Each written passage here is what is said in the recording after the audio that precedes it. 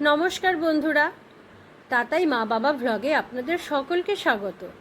গরমকালে এই পটলের তরকারি খেতে খেতে আমরা ভীষণ বিরক্ত হয়ে গিয়েছি। তার মধ্যে যদি নিরামিষের দিন পড়ে তাহলে তো কপালে চিন্তার ভাঁজ পড়ে যায়। তাই আমি আবার চিন্তা দূর করতে নিয়ে আসলাম নিরামিষ পটলের একটা দুর্দান্ত রেসিপি। আর রেসিপিটা হলো নিরামিষ দই পটল। তাহলে তোমরা দেখে নাও আমি কিভাবে আজকে এই দই পটলের রেসিপিটা তৈরি করে নিচ্ছি। দই পটল রান্না করার জন্য আমি পটলের মুখ দুটো কেটে নিয়েছি আর খোসাও ছাড়িয়ে নিয়েছি। যেহেতু আমি পটলটা গোটা রেখেছি সেই জন্য আমি পটলের গায়ে এইভাবে ছুরি দিয়ে চিড়ে নিয়েছি। এর ফলে পটলের ভিতরে লবণ আর মশলা খুব ভালো মতন ঢুকে যেতে পারবে, আর পটলটা খেতেও বেশ স্বাদ হবে। পটলটা ধুয়ে আমি এর মধ্যে দিয়ে দিচ্ছি নুন আর হলুদ।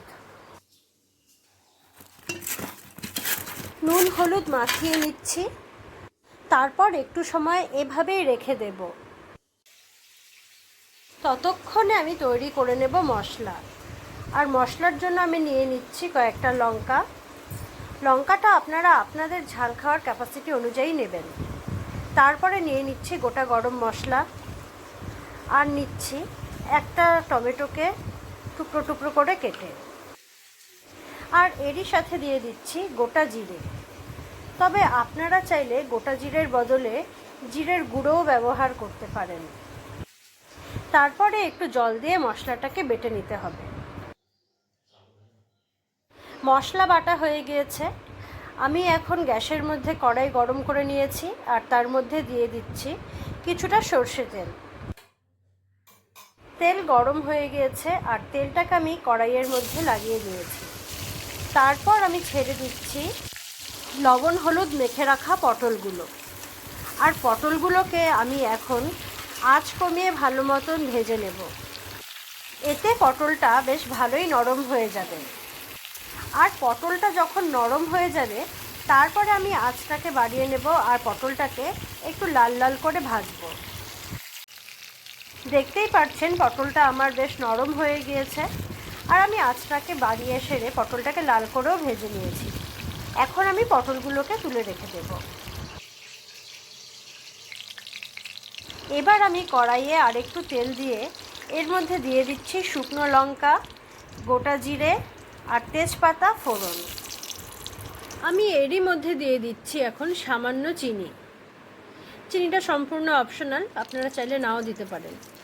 আমি চিনিটা দিচ্ছি ফোড়নে, কারণ এতে তরকারির রঙটা বেশ সুন্দর হবে। ফোড়ন থেকে সুন্দর গন্ধ বেরিয়ে গিয়েছে, তাই এখন আমি এর মধ্যে দিয়ে দিচ্ছি আগে থেকে বেটে রাখা মশলাটা।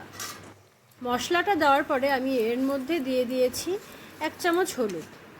তারপর আমি মশলাটাকে খুব ভালো মতন কষিয়ে নিচ্ছি।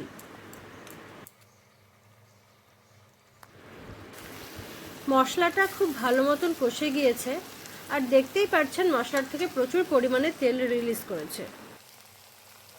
এখন আমি এর মধ্যে দিয়ে দেব আগে থেকে ফেটিয়ে রাখা টক দই। আর টক দই দেওয়ার সময় সবসময় গ্যাসের আঁচ কিন্তু কমিয়ে নিতে হবে, তা না হলে টক দইটা ফেটে যাওয়ার সম্ভাবনা থাকে।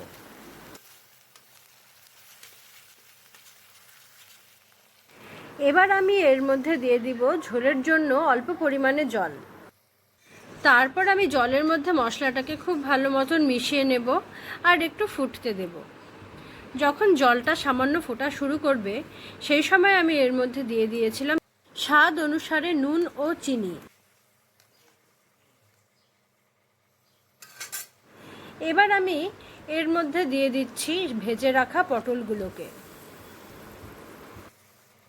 এবার পটলগুলোকে আমি ঝোলের মধ্যে নেড়েচেড়ে গ্যাসের আঁচটাকে বাড়িয়ে দেব, আর ঢাকনা দিয়ে কড়াইটাকে ঢেকে রেখে কিছু সময়ের জন্য পটলগুলোকে ফুটিয়ে নেব।